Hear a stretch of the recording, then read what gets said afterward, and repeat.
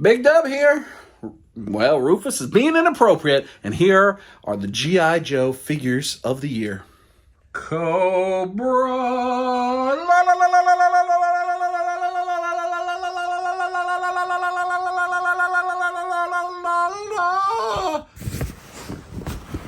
And G.I. Joe figures of the year. That's right, friends. Hey, Rufus, you want to say hi again to all those people? It's our top 5 G.I. Joe classified Hasbro figures of 2022. 2022. I got my G.I. Joe shelf right here, right off the side. And let me tell you, it was a great year for Hasbro G.I. Joe classified. An interesting year because you had the Bats and the Alley Viper show up right at the beginning of the year, really at the end of the year. I got mine at the beginning of the year. They were my top 2 figures of the first quarter or midway through the year whenever I did countdowns. And I love those figures. And there was no new G.I. Joe for many months. I'm trying to remember. It was Storm Shadow Spirit. What else was in that wave? Storm Shadow Spirit, Croc Master. But there was another one with the Storm Shadow and Spirit. I'm looking here trying to see which one am I forgetting about.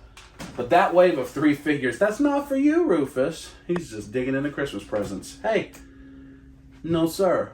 Come here. And so there was a big gap of time between figures. What was the other figure that was with Storm? Oh, the Cobra Officer. So there was a huge gap of like 6 months where there was no new figures coming in whatsoever.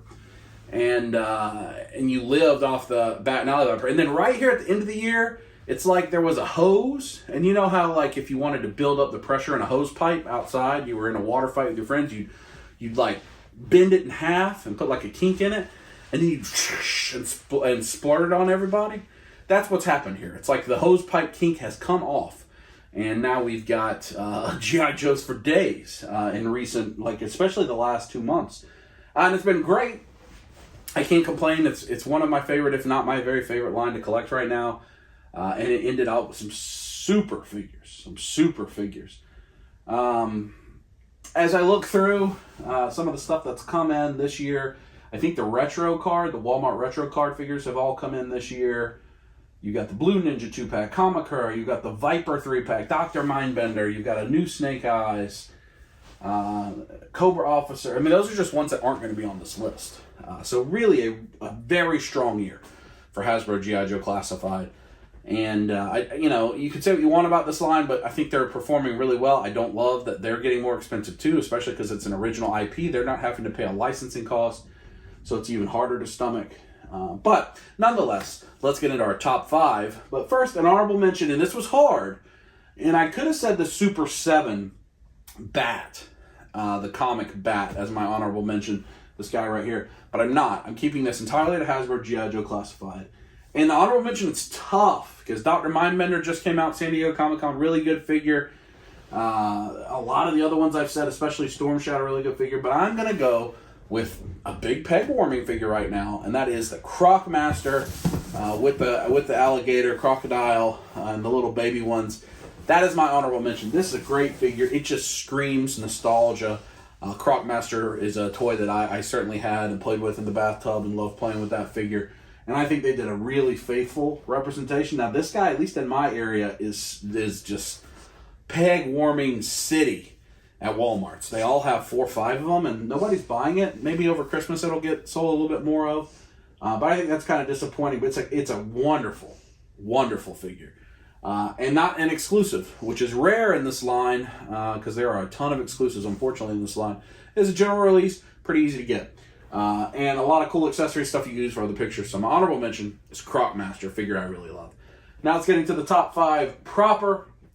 Starting with my number 5 figure, really actually surprising me. I thought that this would probably be Dr. Mindbender or the Alley Viper. The Alley Viper, which was my number 2 figure of the year early in the year, is not on this list at all. And that is Tiger Force Outback, which I think actually shocks me. He's sitting right here. I don't really care much about the Tiger Force and Python Patrol, like the kind of different skins. I probably had a lot of those because I think they were cheap, or they ended up being cheaper, clearance more often than the regular releases. I have no childhood affinity for Outback. But this figure's great. He has a great loadout of weapons. His head sculpt is wonderful, and I think can be used on a lot of different things if you needed a kind of an old, like, haggard man head sculpt. Poses well. I think the tiger stripe shirt looks good, and you know, I liked him so much I had to put him on the list, even though not a figure that I necessarily was anticipating. He's Target exclusive. You could also get him on Pulse. He's been available on Target, even though it was hard to get. He's one that I had canceled from stupid Target's pre-ordering system. This is one that David actually got for me, so thank you to David. But now he's available on the Target website, so I highly recommend, especially for the head sculpt. You can take the head sculpt, put on a lot of different things. It's a good figure to mess around with. Number 5 is the Tiger Force Outback. Continuing, one of my favorite things to do with G.I. Joe Classified is certainly troop build. I love all the different troopers. They have done no Joe troopers, and I don't think those would sell well, just like the kind of generic greenback, or what are they called? Just the kind of generic squadron of troopers. I don't think they'd sell well. The Cobra troopers always sell well.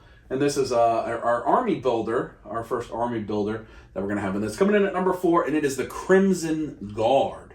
I think that's what it's called. Crimson Guard, Royal Guard.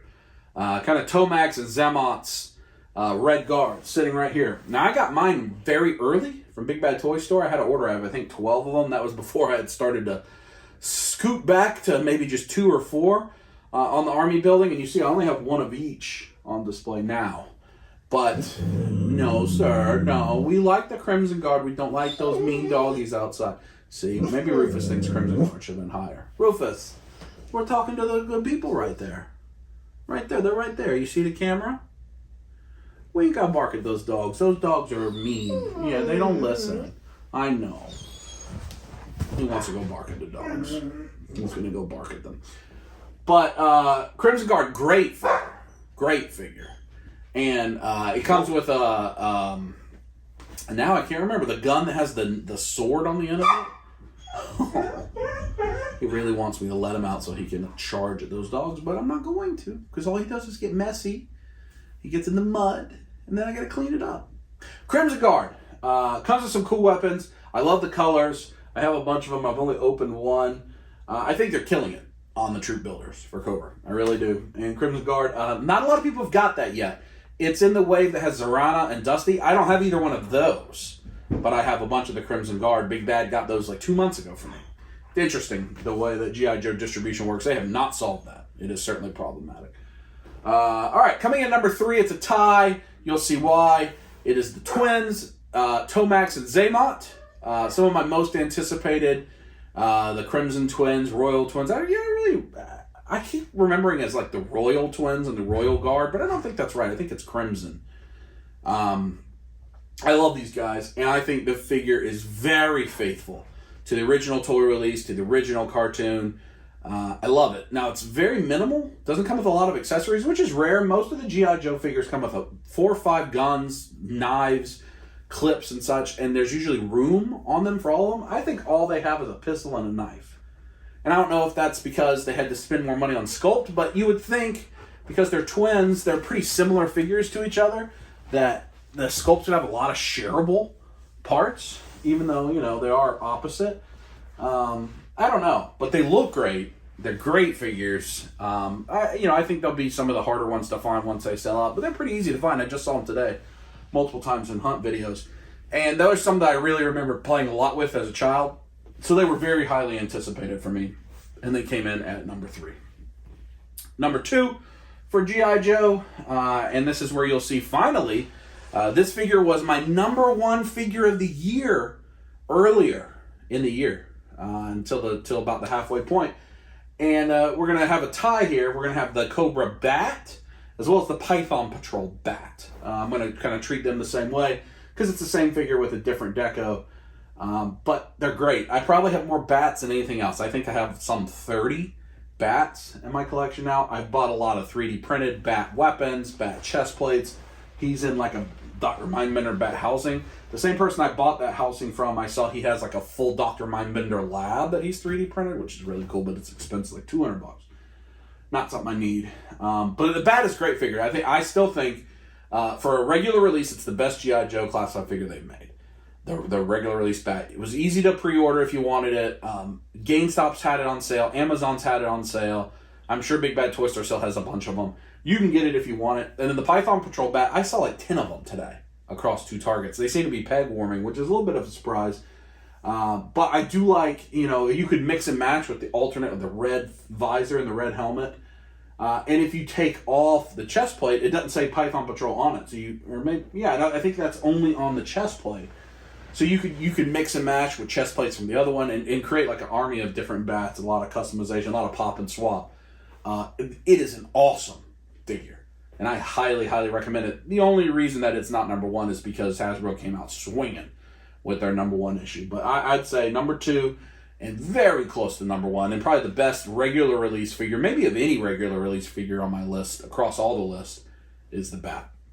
So let's get to number 1. The number 1 G.I. Joe Classified figure of the year also was the whole time my number 1 most anticipated figure from the point they announced G.I. Joe Classified, and that is the Serpentor. It's the HasCon, whatever their PulseCon, whatever Hasbro's own convention, that they happen during New York Comic Con. It wasn't exclusive to that. It was Serpentor with the air chariot. Now, did I like the price? The price was all right. I think it was 80 or 90. Dr. Mindbender being at 53 was, I think, a less of a value for the price, because the air chariot that Serpentor comes with is very big, very nice, lots of details. Serpentor's huge. I don't have in my hands yet the Sergeant Slaughter G.I. Joe Classified. That is it's in my pile of loot that I haven't opened yet, but I do have downstairs.